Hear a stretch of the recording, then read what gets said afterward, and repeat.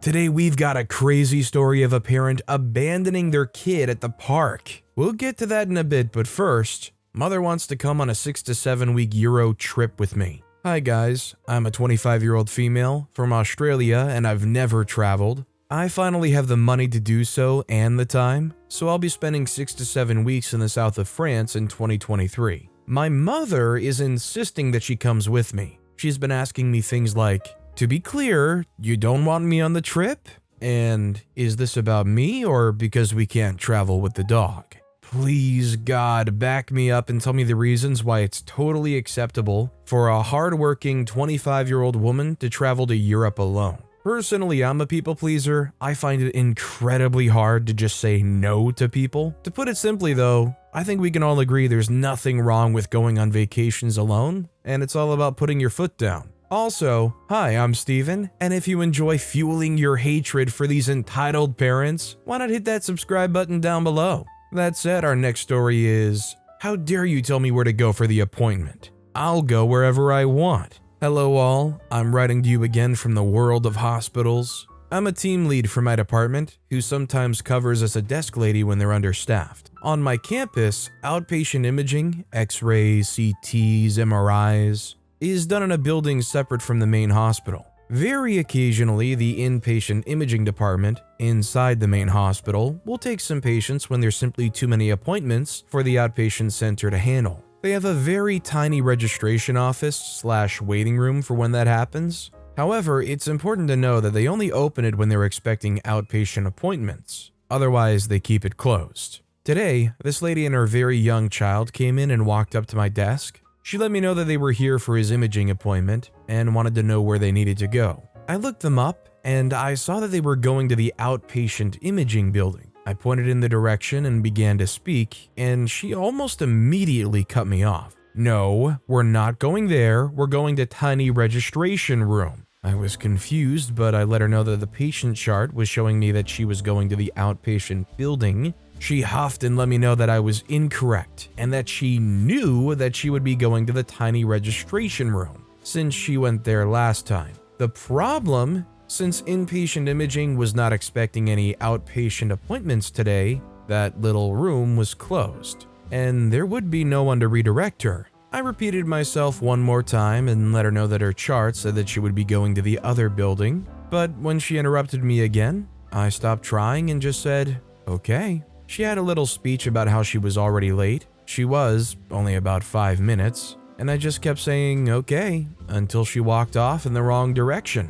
In all honesty, I'm not sure how much time had passed before this next part happened. It was probably at least 30 minutes to an hour. I heard a few sets of footprints down the hall and I recognized her voice. She was complaining to someone about how her hospital was ridiculous and it was unacceptable that she was waiting for so long before someone came to get her. I didn't even want to turn around to look at her. Turns out she walked herself and her child to the closed registration and waiting area, waiting outside the locked doors for however many minutes, and just began wandering the halls until a nurse found her. Of course, this innocent nurse didn't know anything about how I tried to tell her where to go, so she brought her back to me and said, "This lady can help you." Before the lady could say anything, I said, "Yep, like I said, your appointment was at the outpatient building right out there." We then had a brief conversation that went like this. She says, "Well, now we're really late." I said, "Yes, unfortunately it seems he missed his table time. There's usually 2 times, arrival time so you can fill out paperwork,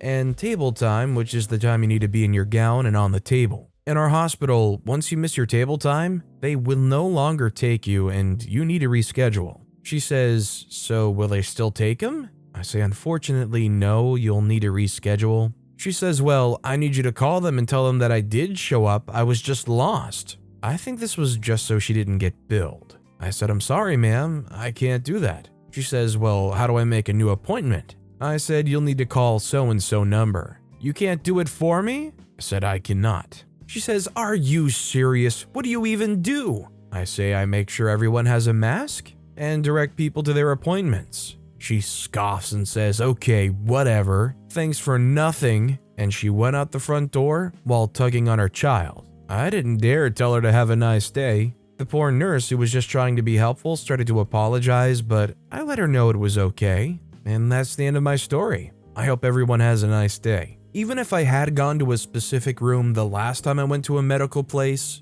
I think it would be very dumb of me to assume, oh, they're just gonna put me right back in the same room. Our next story is, entitled parents let their kids destroy a Petco, and somehow I'm in the wrong for trying to stop it? Okay, for some context, I work at a Petco. It's so far been my second week and I'm loving it so far, but this family has really pissed me off and I'm shaking as I type this. So I, 18-year-old female, work at Petco. And earlier today, this family was let in on the shift I was working on. Here's a description of them. Hexbon 1 and 2. Twins, 1 boy and 1 girl. Both looked around 7, maybe 6. Brat, a girl also, maybe 8 to 10. Another boy, maybe 2 or 3 in a stroller. A raised well teen girl, 15, maybe 14. Unfortunate dog, their German Shepherd puppy, who, as the name suggests, was unlucky to have them as a family. And finally, the stars of the show, entitled mother and entitled dad. So I was going about my regular shift when this family came in, and the first thing I noticed is that raised well had a sort of expression that looked annoyed, ashamed even. But I ignored it, and entitled dad and entitled mom asked if they could use the doggy wash they had, as they took their dog out to play and he got dirty. I happily allowed them, and they asked if I could watch their children as well,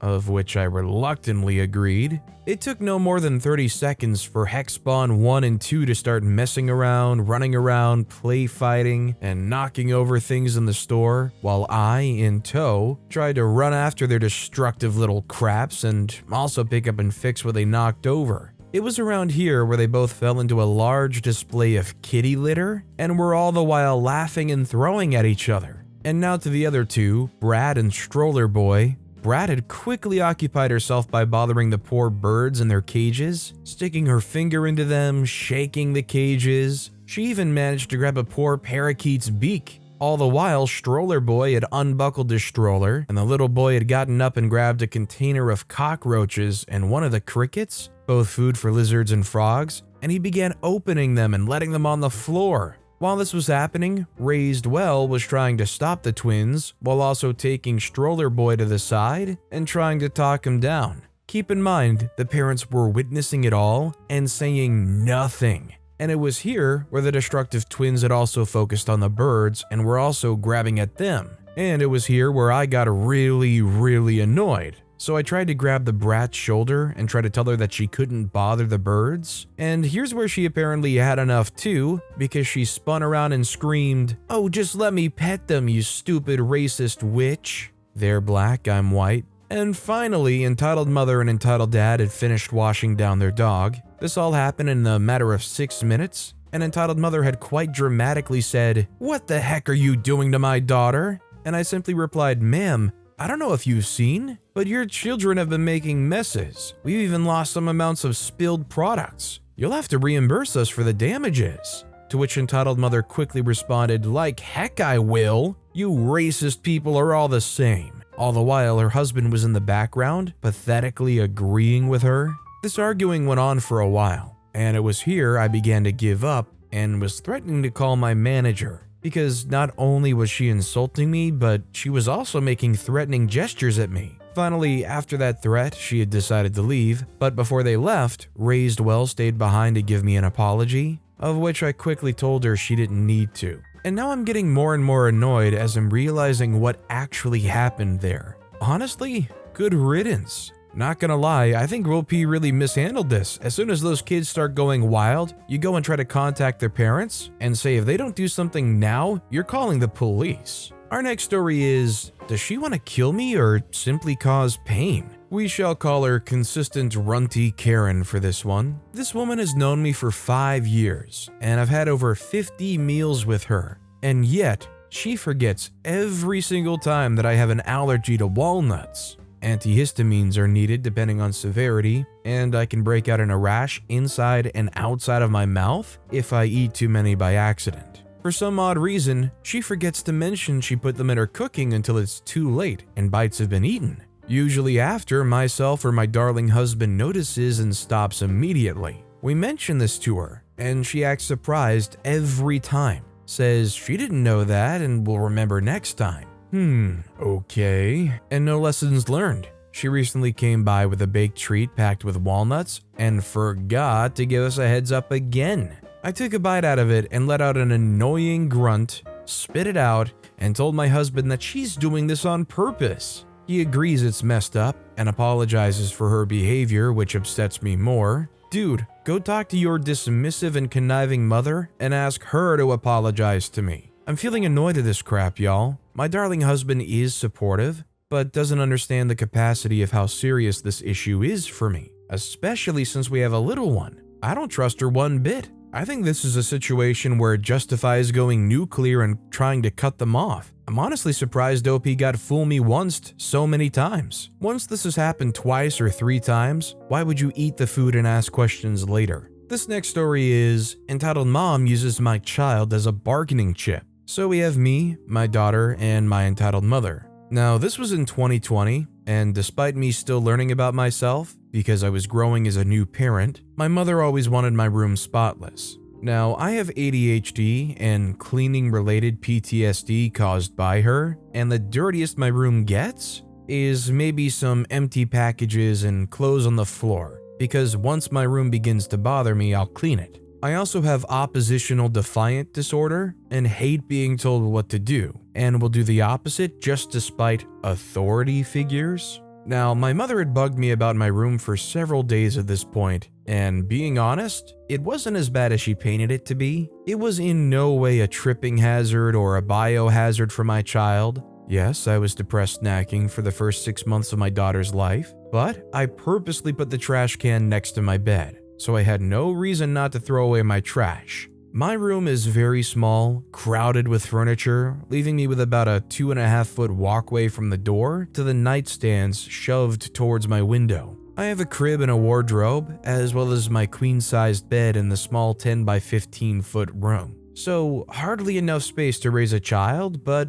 I did my best. The newborn stage was the hardest stage for me, as I was an insomniac and never slept well. I found sleeping with my daughter on my chest brought me enough peace to sleep peacefully despite waking up in pain due to sleeping like the dead. Ever since my daughter was born, I slept unmoving when she was next to me. Meaning, if I fell asleep with her head on my arm, I would wake up to pins and needles and a mark from her laying there for the 2 to 3 hours she slept. So I had just fed my daughter and needed a morning nap as I was exhausted and still having trouble sleeping at night. I hear the lock unlocking from my door and ignore it as I fell asleep, thinking I would be left alone, since my daughter and I were having a nap together. As I'm laying there resting my eyes, I feel my daughter being pulled from my arms as I had my hands on her back and her head with my sheets well below her waist. So it was obvious I was holding her. Thinking my mother had just walked in from concern for my daughter's safety, I say out loud,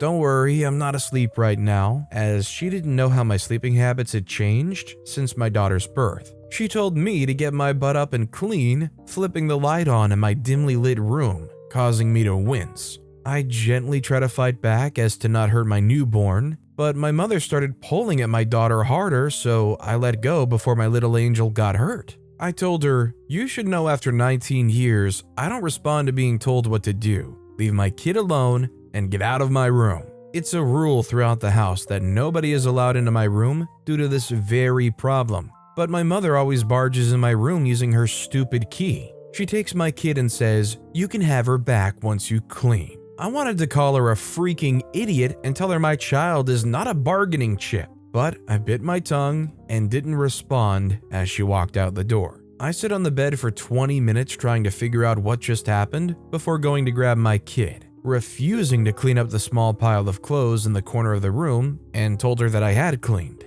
She's walked in on me during the deed, even and during self-relaxation time, and it always pisses me off as she refuses to give me privacy. This is by far my worst experience. I get why she needed a key to my door at the time, with me being always tired during the day, but my daughter never missed a bottle and was never neglected. If she was awake, I was awake playing with her. If I fell asleep, she was put down for a nap and she would wake me when something was wrong. My mother never helped me in any way, shape, or form, but I don't get why she feels so entitled to my daughter. If some of this doesn't make sense, it's because I'm running off 2 hours of sleep as this incident is running circles in my mind. I forgot to mention, I was a single parent at birth, and still a single parent to this day, and as of this year, I've been making strides in my routine, and I've started to clean weekly and deep clean every 2 weeks. Of course, picking up toys daily. I'm assuming that OP's just not in a position where they're realistically going to be able to support themselves, so I feel terrible for them because they need to be able to have some independence here. This next story is the Christmas guilt trip. Here we go. My 59-year-old female, mom and dad, divorced when I was 14 after she had an affair with the man across the street. They married, and my brother and I had to move in with them until we were old enough to escape. I despised stepdad, but he and mom were happy together. They retired and moved to Florida about 15 years ago, and I live in Maryland with my wonderful husband. For a while after I left, I went no contact. Eventually we would talk a couple times a year. It became a cordial but distant relationship. She was fine not having her kids in her life, so long as she had him, and we were happy not having him in our lives, so win-win. Saw them maybe 5 times in 35 years, because we were both happy in our respective lives and honestly had nothing in common. Cards on birthdays and at Christmas max. Then, stepdad died of heart complications 5 years ago. Mom's an only child, parents are long gone, and just a cousin who, while they're close, has her own life. My brother lives a couple hours from her but isn't financially secure, so can't afford to see her often. I dropped everything and went to the funeral and stayed a week. I've traveled to Florida every Christmas since, so she won't be all alone. We talk every Sunday. My dad is in Illinois and my husband's mom's in Georgia. I've been in Florida the last 4 Christmases. This year, I'll explain that I may not be able to come because of work. I'm a senior director, starting up a new contract the next week. I'll know for sure on Monday. Much talk of her sadness ensues. No talk, of course, of the time and expense for me of getting to Maryland to Florida every year, only to learn she's not alone. We're going out to dinner with her friends. She's got a lot of pals, but their kids are around for the holidays, and we're probably a part of their lives for the past 40 years versus our history. Mom calls me at work Friday to tell me she was talking with her friend about me perhaps not coming this year, and tells me her friend thought it was pretty crappy of me to put my job ahead of my mom, and how sad and depressed she was, thinking about being alone with no family, and how she's 83 and won't be around forever. I'm so sad and so angry at the same time. If it was her friend saying that and not some crap mom made up, doesn't she wonder where I spent the previous 35 Christmases before stepdad died? There was no expectation I'd be there, nor any invitation. I love my mom, and I'm sorry her romantic happily ever after ended when stepdad died, but am I responsible for her happiness now?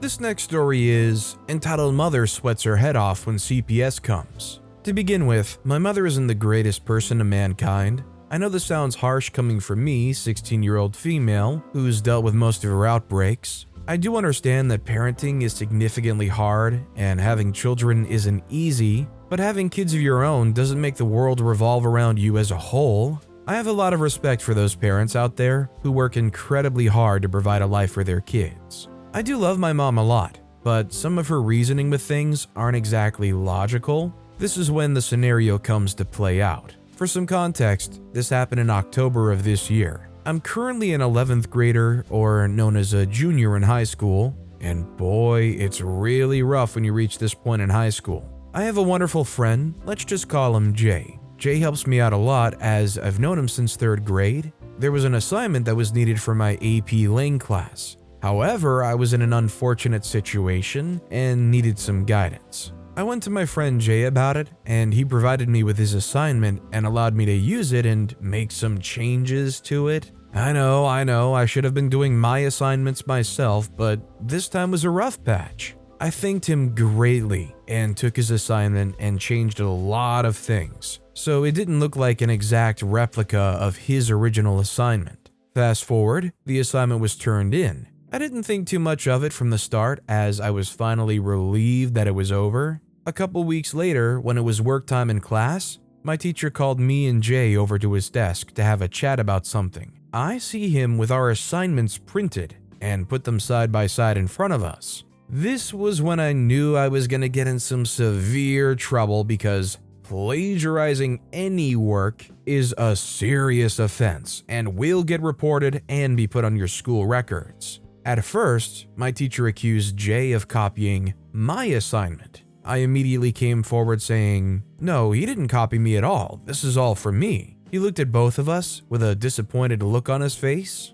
He said, "I'm sorry, but I'm going to have to email both of your parents and write down a referral for plagiarizing." Luckily, he did give us another chance to do the assignment, except the highest grade would be a 70. However, hearing those words spill out of his mouth crushed me entirely. I remember me going back to my seat where all my friends were and explaining to them what had just happened over there. That's when I began bawling my eyes out during class, heavy breathing, and overall just freaking out on what my mother was going to do. My friends were all comforting me and such, till that's when my teacher noticed what was going on. He decided to call me over again, so I went over and sat there with him. This is where I began spilling everything on what my mom had been doing almost nearly all my life, especially during my school years. How she would abuse me out of anger or if I did something that was slightly wrong. How she would verbally abuse me and such if there was a poor grade that she wasn't satisfied with. How she was judgmental in every way just to get a reaction out of me or to make me feel like I wasn't doing enough for her. After he heard about this, he decided to completely get rid of the email that he was originally going to send. He also agreed on taking me to the office to remove the plagiarizing record from my profile. The teacher, me, and the principal were there together, and I discussed what happened in further detail and what my mother does. In the end, the email and the referral were removed entirely off the system. As me and my teacher walked back, he asked me why I haven't talked to anyone about such things. I reply with, "It's because if I tell anyone about this, they'll probably notify my parents, causing things to only get worse. Plus, she could lie about anything to get out of it." Unfortunately, my teacher apparently didn't get the hint as the next week came by. I was in Art 1 doing a simple project until the phone rang. Shaking the thought of it off, I continued what I was doing. The teacher answered. After that, my name was being called to go down to the counselor's office. Great. I began making my way down to the office, knowing what was going to happen once I stepped foot in there. We discussed as I spilled the beans about pretty much my whole life business and a potential chance of me having ADHD. That was the end of it, right? Nope. 1 week later, it was the weekend and I was chilling watching Netflix. There was a knock at the door. Also at this time, it was just me and my mom there. My mom opens the door to be greeted by a woman associated with CPS. She's very surprised and lets the woman inside. Confused, she asks why she's here. I was called out of the room to see my mom and the woman sitting at the dining table. I sat with them, and the woman discussed why she was there. I noticed my mom was sweating and very nervous about what's going on. She's attempting to be very natural to not seem suspicious. I'm going to skip the less important bits and go on to the real deal. After privately discussing it with the lady, she and I went out to come with my mom again. The woman confronts her about said actions and the situation. This is when my mother freaks out, saying things such as, "Whoever said something like this is going to get in severe trouble. I'm going to get a lawyer and figure out who called you over here. Who was it? Who was it?" The woman kept telling her that she can't reveal the information of who did what, as it's private. My mom supposedly calmed down and let the woman talk further. She says that I should be recommended for therapy, as she tells my mom that she doesn't listen to what I have to say most of the time, as I'm just a teenager who doesn't have problems and doesn't make you any better than I am. The woman lets me have a chance to talk to my mom, and that's when I decide to let it all out, as it was a full-blown cry for help. My mom is just staring at me and just laughing, and looks at the woman every few minutes, as she doesn't care and thinks it's comedic that her own child is crying out to be listened to for once. The woman's surprised and tells her, "You're laughing at your own child, as you can tell she's crying out to you so she can be listened to." Her reply, "I'm going to take her phone away and everything. She doesn't understand how much I work for her. What stress does she even have?" I wake up at 5 and work until 4 just to provide for her, as if that's not the bare minimum. The woman tells her, "You should not be punishing her as this isn't her fault." Does my mom care at all? Nope.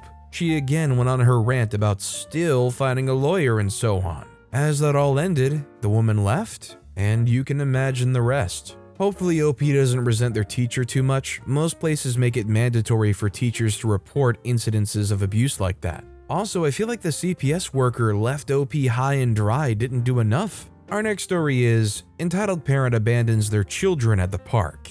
I'm a part of a group of friends who meets weekly at the local park, so our homeschooled kids can get out of the house, socialize, and we can talk with other parents IRL. It's a public park, so we see more than just our group there. Today, entitled mom and her friends were at the park too. Entitled mother lets her preschooler play on the playground and puts her infant, less than 2 years old, in an infant swing, swings her a couple of times, then leaves to go sit on the bench to talk to her friend. Her child in the swing eventually stops swinging and looks in her direction, completely confused. Her preschooler eventually came towards our group on the complete opposite side of the park from where her mother was sitting, grabbing every drink available, trying to drink it, and trying to play my friend's daughter's guitar. Ultimately, another friend took the girl by the hand and said, "I'm sorry, we can't allow you to do this," and took her to her mother. I don't know what she told her mother, but they left. I don't really care. I'm done with that age, and I'm not gonna watch a complete stranger's kids.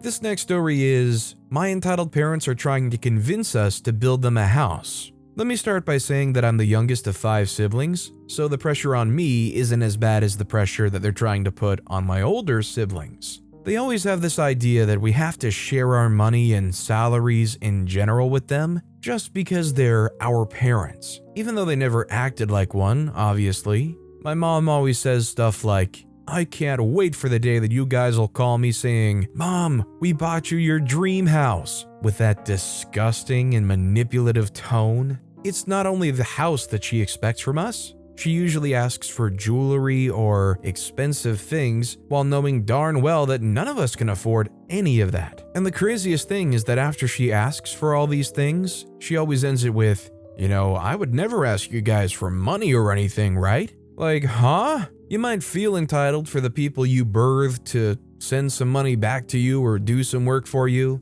but the harsh reality is they don't owe you anything unless they want to give back. That said, our final story of the day is, my dad wants me to take care of his girlfriend's kids. Long story short, my father has never been a good parent to me or my sister. He lives in a different state, and my parents were divorced when I was a baby. When we did visit him for Christmas, and the very few times of year, it was heck on earth. I have a lot of resentment towards him for the way he was never there for me or my sister, and when he was abusive. I don't speak to him often. I don't call him, and he doesn't call me. Yesterday, I graduated from high school. It was my last day, so I spoke to him. After years of "I'm going to amount to nothing," he congratulated me once, but went on to say how his girlfriend's kids fight too much. They have disabilities and scream a lot. He said he would pay for my plane ticket to move into his girlfriend's house, look after her children so she isn't so stressed out.